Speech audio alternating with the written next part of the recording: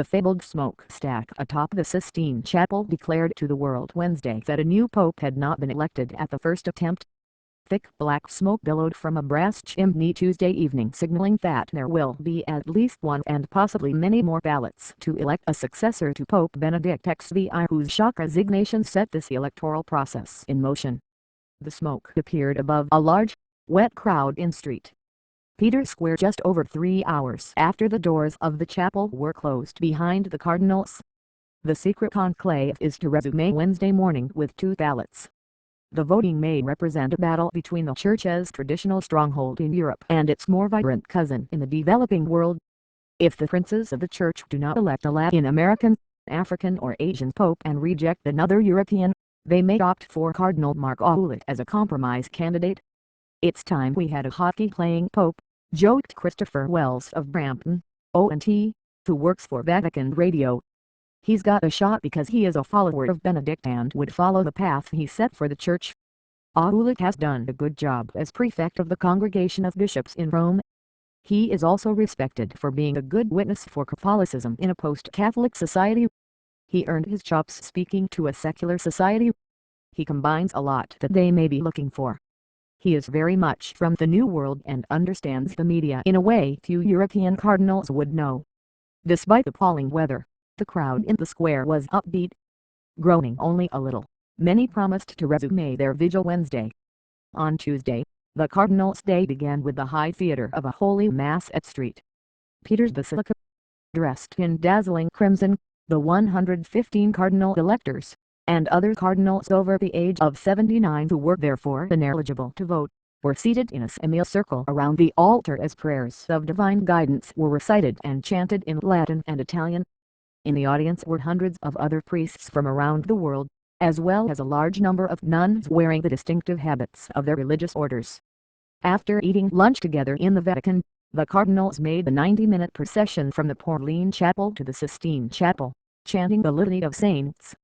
Once inside the Great Hall, which includes several dozen bright frescoes depicting the story of the Bible, including Michelangelo's dark masterpiece, The Final Judgment, a cardinal shouted extra omnes, ordering all outsiders to leave. The doors were locked and Swiss guards posted outside.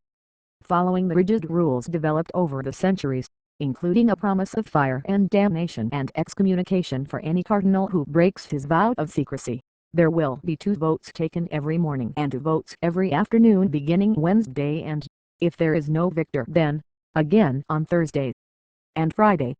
If there is no result by then, the cardinal electors will take Saturday to reflect and pray. The paper ballots, which are rectangular, are scrutinized by 3 cardinals. After the results are announced to the cardinals, the ballots are burned into stoves. With the help of chemicals, the fire creates black smoke visible from St.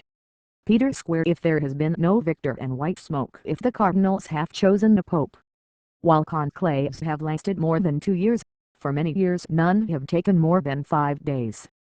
Pope Benedict XVI led from start to finish before being elected on the 3rd ballot at the most recent conclave in 2005. Pope John Paul II was elected on the 8th ballot in 1978, the compromise candidate following a stalemate involving 2 Italian cardinals.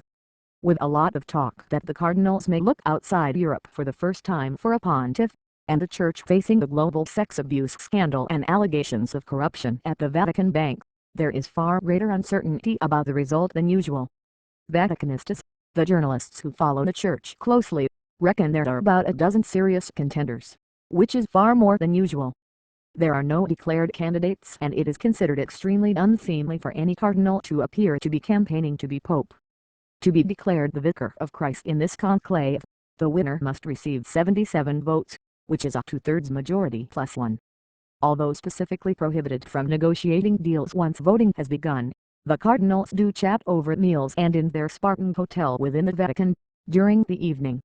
Although it is the Holy Spirit that is supposed to provide them with guidance, it is common for the cardinals to get together in small groups at that time to discuss the day's events, and, according to the Italian media, for some among them to lobby aggressively for or against specific cardinals and try to create voting blocks for their preferred candidates.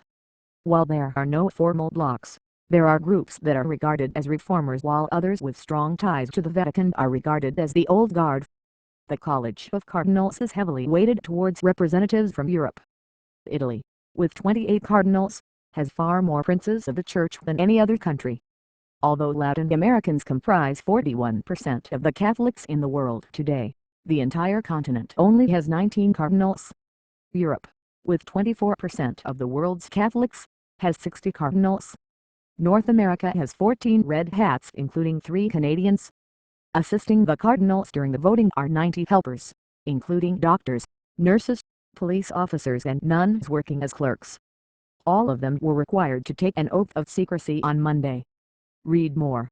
http://www.canada.com/news/new era for the Vatican /index.html/papal plus conclave plus pope plus elected plus black plus smoke plus rises /8,084,075 /story.html number sign 9ZZ2 anthem H8GNZB